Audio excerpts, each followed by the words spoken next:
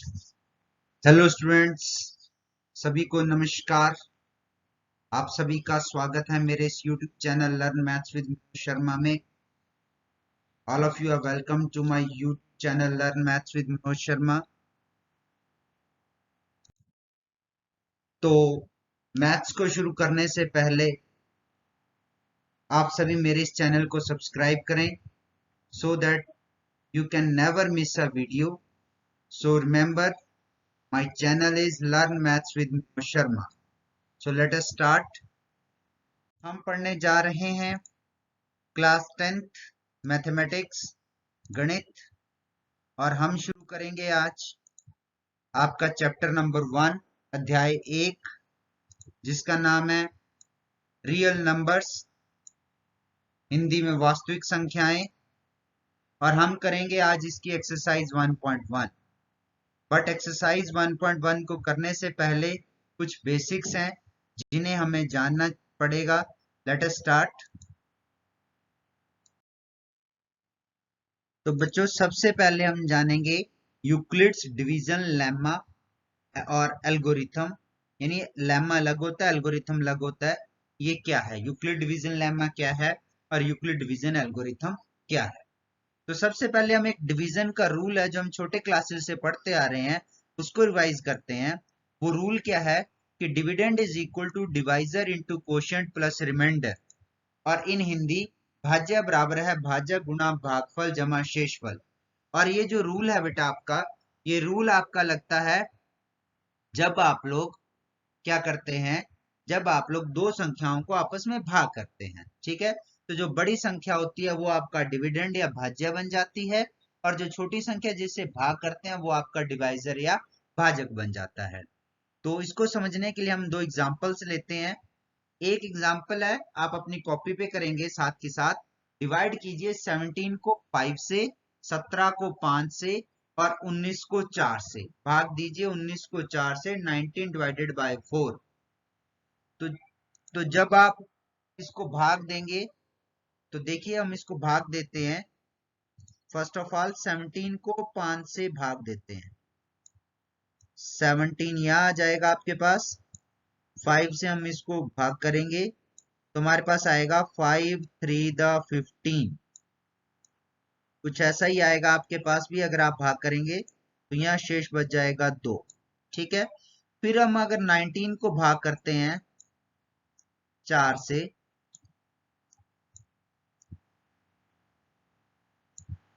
तो 4 से इसको भाग करेंगे तो आ जाएगा 4 4 द 16, 4 चौके 16। और जब इसको माइनस कर देंगे तो ये आ गया हमारे पास 3। ठीक है बच्चों, तो अब आप ध्यान देंगे, ये जो आपका 17 है, 17 और इधर 19 जिसको हमने भाग दिया है, ये हो गए आपके डिविडेंड और भाज्य।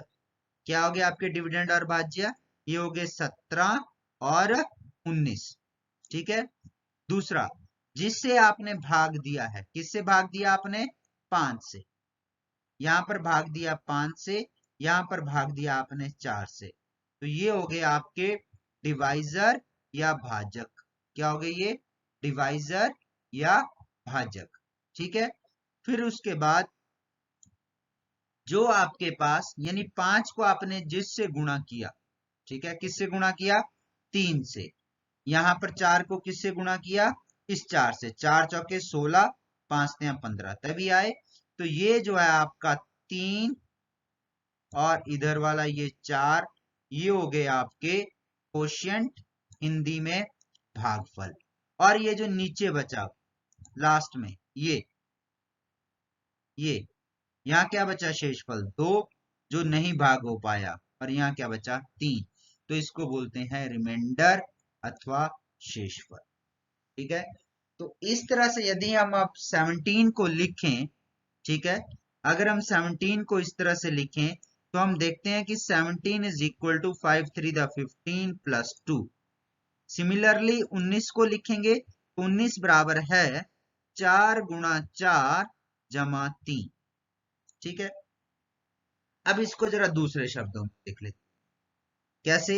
मान लीजिए 19 को मान लिया मैंने a, किसी संख्या a को मैंने भाग किया किसी दूसरी संख्या b, यानी इस केस में 4 से, तो ये जो a है ये किसके बराबर हुआ, a गुणा b। इस b को किसी और संख्या यानी हमें गुणा करना पड़ेगा, यानी मैंने इसको मान लिया q। ठीक है, तो हमारे पास एक फिर बाद में क्या आता है, और जब हम भाग करते हैं या इस तरह से करते तो हमारे पास गुणा करने के बाद कुछ जोड़ना भी पड़ता है। हमने जोड़ा r, यानी वो क्या आपका शेषफल। ठीक है, a is equal to B Q plus r।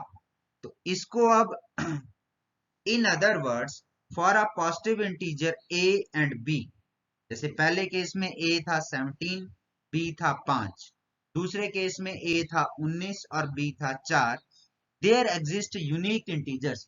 तो ऐसे दो पूर्णांक, अद्वितीय पूर्णांक होते हैं q और r। जैसे पहले केस में q आया 3, साथ के साथ देखते रहेंगे, पहले केस में q है 3, दूसरे केस में q है 4। ठीक है, और साथ में r, पहले केस में 2, दूसरे केस में 3। तो इस तरह से होते हैं कि a is equal to B Q plus R, where 0 is less than और इक्वल टू r, या दूसरे शब्दों में कहें r इज ग्रेटर देन और इक्वल टू 0, यानी जो शेषफल होता है या वो शून्य के बराबर होता है या शून्य से बड़ा और छोटा होता है b से, और b से छोटा ही होता है। तो ये जो है ये है आपका Euclid division lemma. This is Euclid division lemma. ठीक है, तो लेमा क्या होता है, A lemma is a proven statement, एक सिद्ध किया हुआ तथ्य होता है जिसका उपयोग अन्य तथ्यों को सिद्ध करने में किया जाता है, फॉर प्रूविंग अनदर स्टेटमेंट। और एल्गोरिदम क्या होती है, algorithm is a series of well defined steps which gives a procedure for solving a type of problem. Algorithm एक स्टेप्स की एक सीरीज होती है। ठीक है, एक स्टेप्स के चरणबद्ध तरीके से स्टेप्स होते हैं, 1 स्टेप, 2 स्टेप, 3 स्टेप, 4 स्टेप, जिसको एक प्रोसीजर बनाते हैं जो कि किसी भी समस्या को हल करने के लिए इस्तेमाल किया जाता है। और इसका उपयोग अब हम अगले क्वेश्चन में करेंगे। So let us start with exercise. So हमारी ये जो एक्सरसाइज है, ये एक्सरसाइज है 1.1, नोट कर लेंगे बच्चों। So this is our question number 1 of exercise 1.1। ये है हमारी एक्सरसाइज 1.1 का फर्स्ट क्वेश्चन। फर्स्ट क्वेश्चन क्या है, use Euclid's division algorithm to find HCF of. Euclid विभाजन एल्गोरिथम का प्रयोग करके निम्नलिखित का एचसीएफ ज्ञात करें। यानी जो हमने पीछे पढ़ा था कि a is equal to B Q plus R, अब एल्गोरिथम यानी उसको बार बार उसका प्रयोग करके हमने एचसीएफ फाइंड आउट करना है। कैसे करते हैं ध्यान देंगे जरा। तो चलिए शुरू करते हैं। इसके 3 पार्ट्स हैं। फर्स्ट पार्ट है 135 एंड 225, 135 और 225। दूसरा भाग है 196 और 38,220, 196 एंड 38,220। और तीसरा भाग है 867 एंड 255, 867, 67 और 255। तो चलिए पहले पहला भाग हल करते हैं। सॉल्यूशन। तो पहले भाग में अगर आप देखेंगे, हमारे फर्स्ट है, तो पहले भाग में क्या है, सिंस, क्योंकि, तो हम इसको आप लिख लीजिए यहां पर सॉल्यूशन 1। ठीक है, तो ये हो गया हमारा सॉल्यूशन 1। ये हमारा फर्स्ट का सॉल्यूशन है। फर्स्ट इज 135 एंड, लिख सकते हैं आप साथ के साथ, 135 एंड 225, हिंदी वाले और लिख लें, एंड 225 हिंदी वाले और लिख लें। ठीक है, तो इसको हमने हल करना है। तो पहले स्टेप में हमने पता लगाना है कि बड़ी संख्या कौन सी है। तो हम यहाँ देख रहे हैं सिंस, क्या लिखेंगे आप, सिंस, क्योंकि 225 बड़ा है 135 से, तो आप इसी तरह से लिखेंगे 225 ग्रेटर देन 135। ओके, फिर उसके बाद नेक्स्ट स्टेप में अब आप इसको ईडीए का प्रयोग करेंगे यूजिंग यूक्लिड डिवीजन एल्गोरिथम। ये शॉर्ट फॉर्म है यूक्लिड डिवीजन एल्गोरिथम की, आप ईडीए लिख सकते हैं सीधा ही, ईडीए का प्रयोग करने पर, और इंग्लिश वाले लिखेंगे यूजिंग ईडीए। तो आपके पास, आप इसको करने के लिए आपको अगर ऐसे नहीं आता है तो एक आसान तरीका होता है कि अगर आप इसको इस्तेमाल करें भाग करने वाला, यहाँ पर साइड पे आप साथ के साथ भाग करते जाएं। ठीक है, तो 225 को आप 135 से भाग कर सकते हैं। इधर आ गया आपका 135। ठीक है, तो जब आप इसको भाग करेंगे तो यहाँ आ जाएगा 135 इंटू, यहाँ 1 आएगा तो यहाँ आ गया 135। ठीक है, आपके पास शेषफल बच जाएगा 90। तो इस तरह से हम इसको क्या लिख सकते हैं आप, ये हो गया आपका ए था, ये हो गया आपका बी, ये हो गया आपका क्यू, और ये हो गया आपका आर।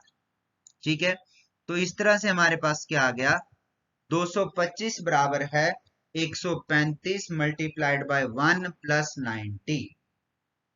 ये जो ईडीए है हमें तब तक करनी पड़ती है जब तक हमारे पास शेषफल 0 ना आ जाए, इस बात का ध्यान रखेंगे आप लोग।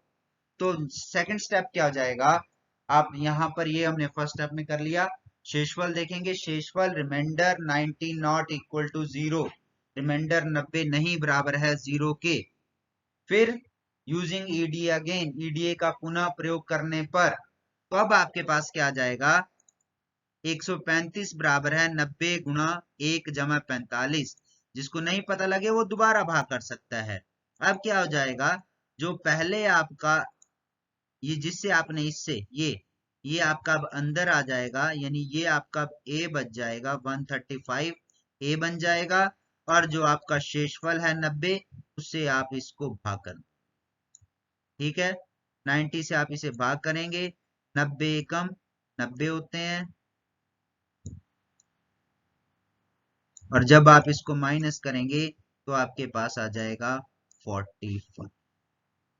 राइट, तो आपके पास आ गया 135 बराबर है 90 गुणा 1 plus 45। 135 equal to 90 into 1 plus 45। ठीक है बच्चों, अभी भी रिमाइंडर 0 नहीं आया तो हमें नेक्स्ट स्टेप करना पड़ेगा। ठीक है, तो नेक्स्ट स्टेप में क्या आ जाएगा आपके पास, अब यहां पर शेषफल जो है रिमाइंडर क्या आ रहा था पीछे 45, जो कि नॉट इक्वल टू 0 है।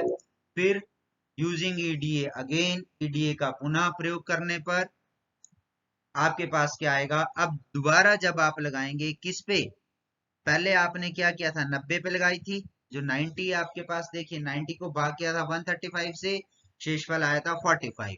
तो अब क्या करेंगे आप, अब 90 को भाग करेंगे 45 से। ठीक है, इस तरह से अगर आप भाग ही करना चाहते हैं तो आप यहाँ साइड पे कर सकते हैं, रफ वर्क पे क्या आ जाएगा, अंदर आ जाएगा 90 और बाहर आ जाएगा 45, तो 45 गुणा 90 होते हैं। ठीक है, 45 इंटू होता है आपका 90, तो यहाँ पर ये कट मार के शेषफल कुछ नहीं बच रहा, यानी 0।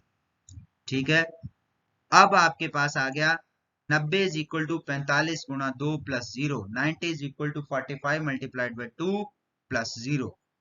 तो इस तरह से यहाँ शेषफल यानी रिमाइंडर इज इक्वल टू 0 आ गया। अब ईडीए को बंद कर देना है, देयरफॉर क्लोजिंग ईडीए, अतः ईडीए को बंद करने पर, हेंस बंद कर दिया, तो जो लास्ट जिससे आपने भाग किया था, जो लास्ट आपका भाजक है, डिवाइजर है, यानी 45, वो आपका एचसीएफ आ जाएगा। ठीक है, तो क्या आ जाएगा आपके पास, HCF 225 and 135 is equal to 45। Hindi वाले भी लिख सकते हैं HCF 225 तथा 135 बराबर है 45। ठीक है बच्चों, ये हो गया।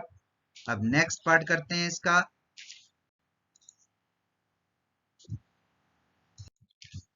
नेक्स्ट पार्ट है सेकंड 196 और 36,220। ठीक है, तो इसको आप करेंगे वैसे ही करना है, सिंपली भाग करके आप इसको कर सकते हैं। तो पहला स्टेप सॉल्यूशन, फर्स्ट स्टेप पहला क्या हो गया, स्टेप 1 सिंस, बड़ा छोटा पता लगाना है, सिंस क्योंकि 38,220 बराबर है बड़ा है 196 से, 196 से। फिर ईडीए का प्रयोग करने पर यूजिंग ईडीए, तो 38,220 बराबर है 196 गुणा 195 प्लस 0। जब आप 38,220 को 196 से भाग करेंगे आपके पास ये आएगा, भाग करके देख लें आप इसको, तो आपके पास सीधा पहले ही स्टेप में शेषफल 0 आ जाएगा। ठीक है, 196 को जब 195 से गुणा करते हैं तो 38,220 यानी 38,220 आंसर आता है। When 196 is multiplied by 195, we get 38,220। तो यहीं पर हमारे पास रिमाइंडर या शेषफल 0 आ गया। Closing EDA, therefore closing EDA, अतः ईडीए का प्रयोग बंद करने पर अब सीधा आप लिख सकते हैं HCF, अतः हेंस HCF 196 एंड 30,220 बराबर है 196। सेकेंड पार्ट कर लीजिए साथ के साथ। अब आ जाते हैं थर्ड पार्ट की ओर। So third part is 867 and 255, 867 और 255। तो यहां पर भी फर्स्ट स्टेप वही होगा, क्योंकि 867 बड़ा है 255 से। ठीक है, ये लिख देंगे आप। फिर यूजिंग ईडीए, ईडीए का प्रयोग करने पर तो 867 बराबर है 255 गुणा 3 प्लस 102। तो रिमाइंडर यहाँ शेषफल 102 नहीं बराबर है 0। Therefore using EDA again, EDA का पुनः प्रयोग करने पर आपके पास आ जाएगा 255 बराबर है। ठीक है, अब क्या करना है, आपने 255 को भाग करना है 102 से, तो आपके पास आ जाएगा 255 बराबर है 102 गुणा 2 प्लस 51। जिसको नहीं समझ आए वो इस तरह से भाग कर सकता है। यहां पर वो भाग करेगा पहले स्टेप में 867 को करेगा वो 255 से भाग। ठीक है, तो उसके पास आ जाएगा 3 से 3 पंजे 15, 3 पंजे 15 और 1 16, 3 दूनी 6 और 1 7। तो शेषफल आ जाएगा 102। ठीक है, इसी तरह से अब अगले स्टेप में आप लोग क्या कर सकते हैं, 255 को भाग दे सकते हैं 102 से। ठीक है, इस तरह से भाग दे लीजिए, तो आपके पास आ जाएगा 102 यानी 102 मल्टीप्लाइड बाय 2, 2 से गुणा करेंगे, 2 2 द 4, 2 0 द 0, 1 द 2। ठीक है, तो आपके पास बच जाएगा 51 शेषफल। ठीक है, तो ये आ गया आपके पास।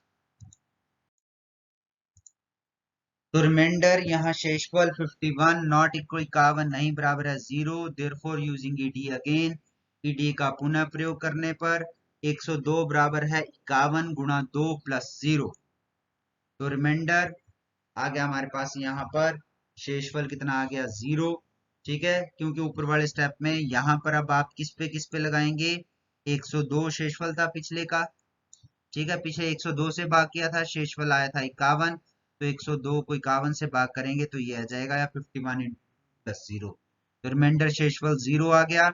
अब आप लिखेंगे अतः ईडीए को बंद करने पर, देयरफॉर क्लोजिंग ईडीए, हेंस अतः HCF 867 एंड 255, हिंदी वाले लिख लीजिए HCF 867 और एंड की जगह और 255 बराबर है 51, 51। तो ये हो गया फर्स्ट क्वेश्चन। सेकंड क्वेश्चन है, ठीक है, our second question is show that any positive odd integer is of the form 6q plus 1r और 6q plus 3 और 6q plus 5। हिंदी वालों को मैं इसको बाद में कराऊंगा, पहले इंग्लिश वाले कर लें। शो इसका मतलब क्या होगा कि कोई भी पॉजिटिव ऑड इंटीजर, ठीक है, पॉजिटिव ऑड इंटीजर जैसे हो गया, ऑड इंटीजर कौन से होते हैं, 3 5 7, ठीक है, 9 11 13, ये किस फॉर्म के होते हैं, 6q प्लस 1, 6q प्लस 3 या 6q प्लस 5 के। ठीक है, तो चलिए कैसे करना है इसको। Let a be any positive integer, मान लिया हमने कोई पॉजिटिव इंटीजर है और a इज इक्वल टू, अगर आपको पता होगा यूक्लिड डिवीजन लेमा में क्या था, a is equal to B Q plus R. ठीक है, तो हमने यहां पर अगर आप देखेंगे तो यहां पर क्या कह रहा है, ये 6q प्लस 1, तो हम b को क्या ले लेते हैं 6। ठीक है, q और ये r में चले जाएंगे आगे। तो a बी यानी positive integer and b is equal to 6। Then by Euclid's algorithm A is equal to 6q plus R. A क्या आ गया आपका 6q प्लस आर, क्योंकि क्या होता है A is equal to B Q plus R, तो यहां पर बन गया है 6q plus R. Where Q जो है, where Q is greater than और इक्वल टू 0, क्यू जो है आपका वो ग्रेटर देन और इक्वल टू 0 होगा। और आर, आर क्या होगा, हमने वहां पढ़ा था आर कहां से कहां, बी से छोटा और 0 के बराबर है या 0 से बड़ा। तो यहाँ बी है 6, तो आर की जो वैल्यू है आपकी वो चली जाएगी 0 1 2 3 4 and 5, because 0 is less than और equal to R is less than 6। तो ये आ गया हमारे पास, ठीक है। a is equal to 6q plus R. अब a की वैल्यूज क्या क्या हो सकती हैं देखिए जरा। a इज इक्वल टू, अगर r 0 होगा, ठीक है, r की वैल्यू है 0 से लेके 5 तक, अगर r 0 होगा तो a होगा 6q, अगर r 1 होगा तो a होगा 6q प्लस 1, अगर r 2 होगा तो a होगा 6q प्लस 2, अगर 3 होगा तो 6q प्लस 3, 4 होगा तो 6q प्लस 4, और 5 होगा तो 6q प्लस 5। जिसको अभी भी समझ में नहीं आ रहा है, सपोज कर लीजिए हम a की वैल्यू ले लेते हैं 6, ठीक है, एक ले ली 6 7 8 9 10 11, यहां तक ले लीजिए, सपोज कीजिए। यहीं पर आपकी सारी कंडीशंस पूरी हो जाती हैं, ठीक है। जैसे a अगर r 0 हुआ तो a 6 q यानी 1 हो गया, ठीक है। 7 ले लेते हैं तो 6 1 द 6 प्लस 1 7 आ गया। 8 ले लें 6 1 द 6 प्लस 2 8 आ गया। 9 6 1 the 6 plus 3 9, 10 6 1 the 6 plus 4 11, 6 1 the 6 plus 5, ठीक है। इसी तरह से अगर 12 पे चले जाएंगे तो फिर अगेन r 0 हो जाएगा, क्योंकि 6 टू द 12 होता है। 13 पे जाएंगे तो r 1 हो जाएगा, 6 टू द 12 प्लस 1, एंड इसी तरह से सो ऑन। अब now if a is equal to 6q or 6q plus 2 or 6q plus 4, then it will be even number divisible by 2। ये आपको भी पता है कि किसी भी नंबर को अगर 6 से मल्टीप्लाई करते हैं तो हमारे पास क्या आता है, इवन नंबर आता है।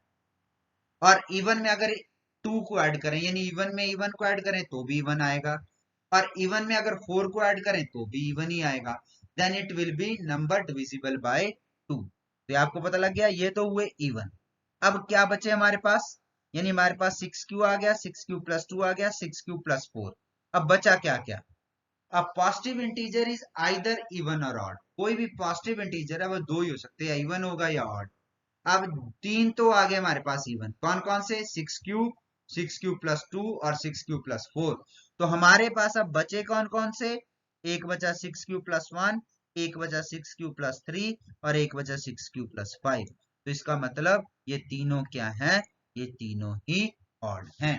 Therefore a is equal to 6q plus 1 और 6q plus 3 और 6q plus 5 are positive odd numbers.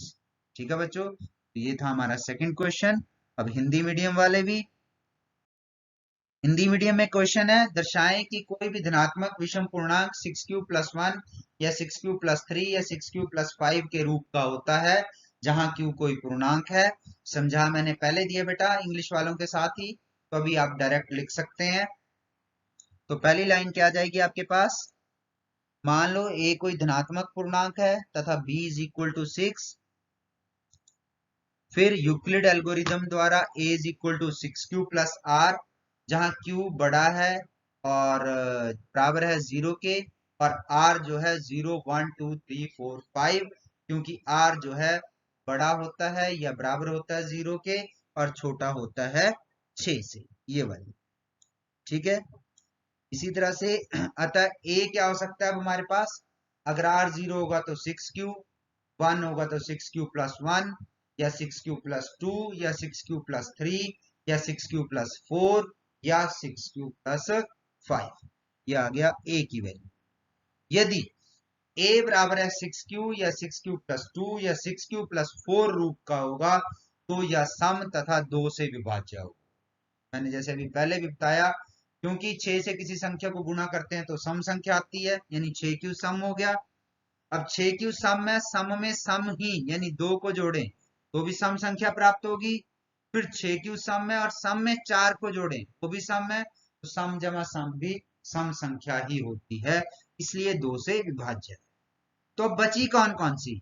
अब बची हमारे पास कौन कौन सी बची? तो एक मिनट, उससे पहले एक धनात्मक पूर्णांक जो है यह सम होता है अथवा विषम होता है, तो 3 होगी सम, और जो बाकी 3 बची कौन कौन सी? 6q जमा 1, 6q जमा 3 और 6q जमा 5, ये कौन सी हुई? विषम।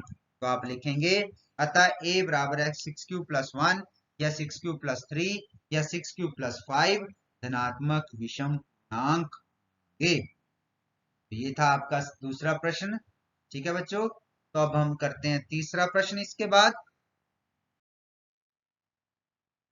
Third question, an army contingent of 616 members is to march behind an army band of 32 members in a parade. The two groups are to march in the same number of columns. What is the maximum number of columns in which they can march?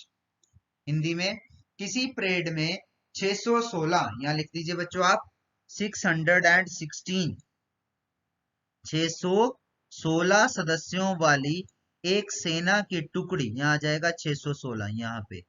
ठीक है, एक सेना की टुकड़ी को 32, ये है 32, English में इस तरह से लिखते हैं 32 सदस्यों वाले एक आर्मी बैंड के पीछे मार्च करना है। दोनों समूहों को समान संख्या वाले स्तंभों में मार्च करना है।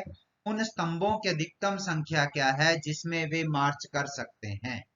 ठीक है बच्चों, तो इसी तरह से किसी सेना की टुकड़ी को मार्च करना है, तो दोनों समूहों को समान संख्या वाले स्तंभों में मार्च करना है, और उन स्तंभों की अधिकतम संख्या क्या है जिसमें वो मार्च कर सकते हैं।